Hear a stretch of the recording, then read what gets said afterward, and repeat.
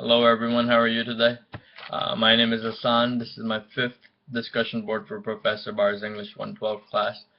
In this discussion board, the professor has asked us that what we think makes poets such as Frost and Millay so different from Wallace and Stevens, and looking beyond the structures of the poems.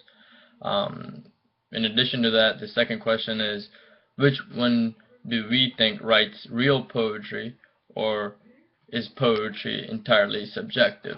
So I'm going to go ahead and start with the first question of who do we think uh, makes poets such as what we think makes poets such as Frost and Millay so different from Wallace and Williams and Stevens.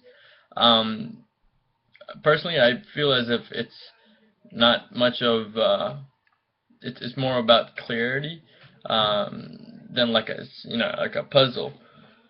Um, Frost and Millay, their poems are more clear and to the point. That's what I feel. Um, and then Wallace and Stevens, they're more sometimes repetitive. You have to think a lot more. You have to basically treat it like a maze, work your way through it. Not saying that Frost and Millay's poem don't do that, but at the same time, you do work hard, but it's kind of different. Just the example I'm gonna do is after apple picking. That's a poem by Frost, and it's about apple picking, and it's just by the starting of the poem, you know he's picking an apple on a ladder.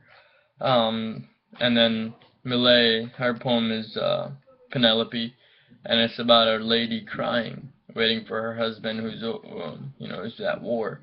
And basically you get the concept. Okay, she's crying, and uh, that's something uh, I see in there. In addition to that, the poem Dawn by Williams. It's about the dawn, but you kind of have to think. It mentions a lot of things about the dawn, but at the same time you have to think a lot more. And then Stephen's Snowman, it mentions January, mentions the snow, but never mentions the snowman itself. And so you're like, what's going on? But then again, you have to break the poem down.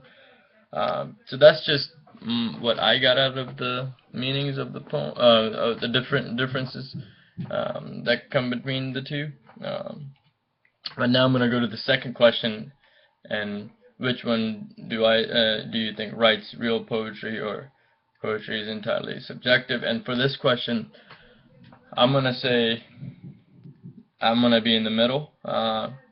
Real poetry is like I consider it that people are just writing about their life, and I do see a lot of poets doing that.